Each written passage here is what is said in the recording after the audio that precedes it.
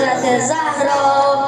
شود تنها دگر حضرت مولا ز دنیا می رود حضرت زهرا شود تنها دگر حضرت مولا ز دنیا می رود حضرت زهرا شود تنها دگر حضرت مولا شهر مدینه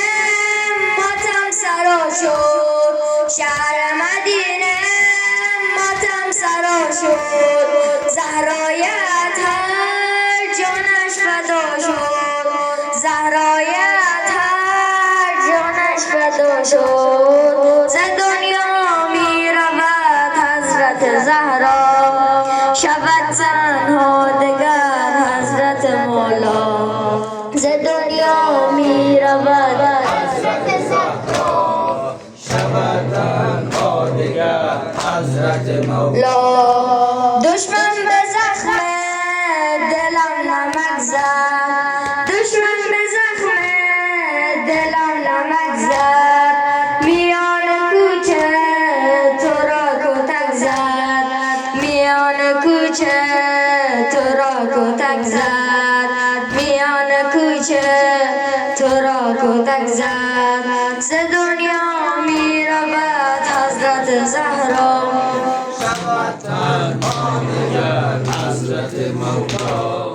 ز دنیا می رود حضرت زهرا شود تنها دگر حضرت مولا غریبی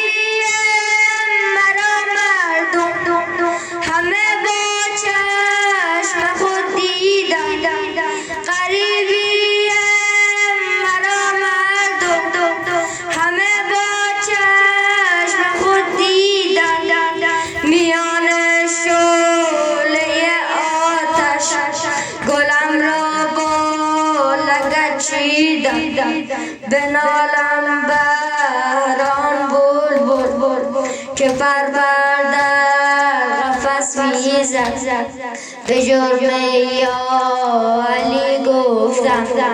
کتک خورد و نفس میزد صدای ناله او را ز پشت در شنیدم من صدای ناله او را ز پشت در شنیدم من خدا داند که از زینب